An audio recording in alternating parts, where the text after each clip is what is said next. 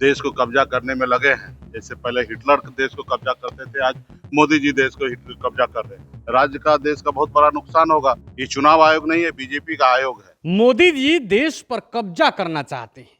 एक समय में अंग्रेज थे जिन्होंने देश पर कब्जा किया, और अब मोदी जी देश पर कब्जा करना चाहते हैं। यह बयान है वीआईपी सुप्रीमो मुकेश सहनी का। उन्होंने एयरपोर्ट पर एक बड़ा बयान दिया है। उन्होंने कहा है कि मोदी जी देश पर कब्जा करना चाहते हैं। मैं उन लोगों से आग्रह करना चाहता हूं जो बीजेपी से दूर हैं, वो इंडिया ब्लॉक के साथ आए। 2029 में हम लोग सरकार बनाएंगे।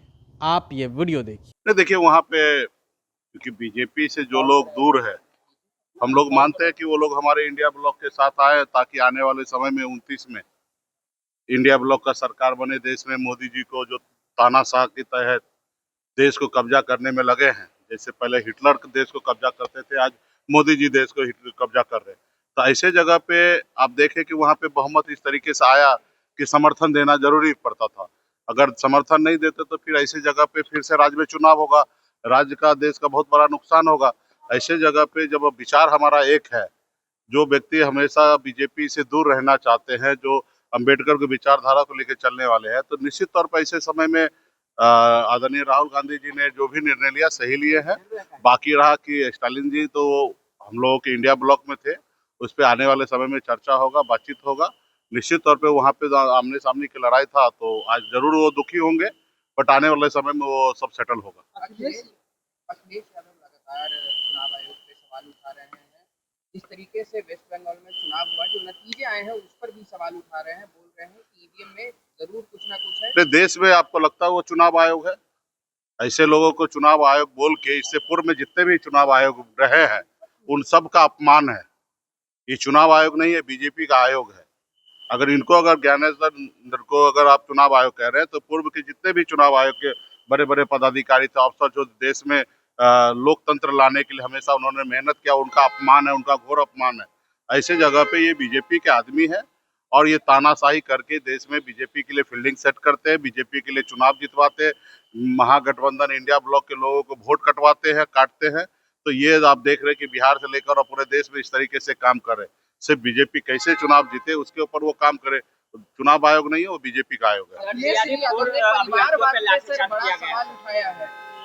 अब वही बताइए ना कि जो चुनाव के समय में 1 करोड़ नौकरी देने की बात करे, जो सरकार समय पर तो एग्जाम ना करा पाए, और जब युवा, देश का रीढ़ का हड्डी होता है युवा, जब वो रोड पे उतरे अपने अधिकार के लिए, तो उनको लाठी डंडा चल रहा है। तो यही काम था, चुनाव से पहले कर लेना चाहिए था।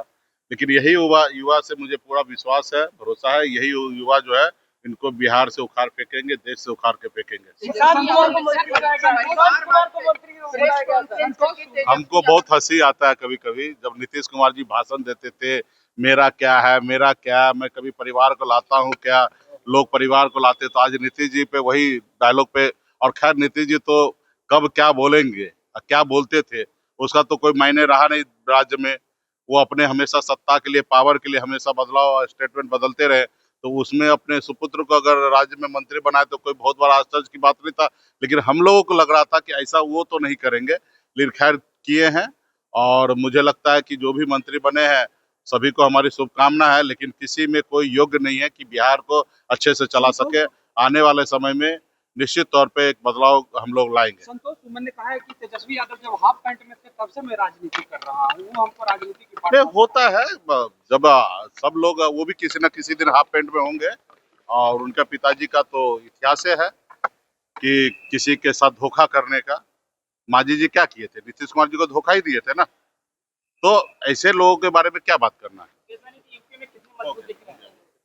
तो आपने वीडियो में देखा किस तरीके से मुकेश सहनी ने मोदी सरकार पर कई गंभीर आरोप लगाए। मुकेश सहनी के इस वीडियो पर, इस बयान पर आपकी क्या राय है, अपनी राय कमेंट बॉक्स में रखेंगे। वीडियो देखने के लिए आपका धन्यवाद। प्रभातखबर.com, विश्वास वही, रफ्तार नहीं।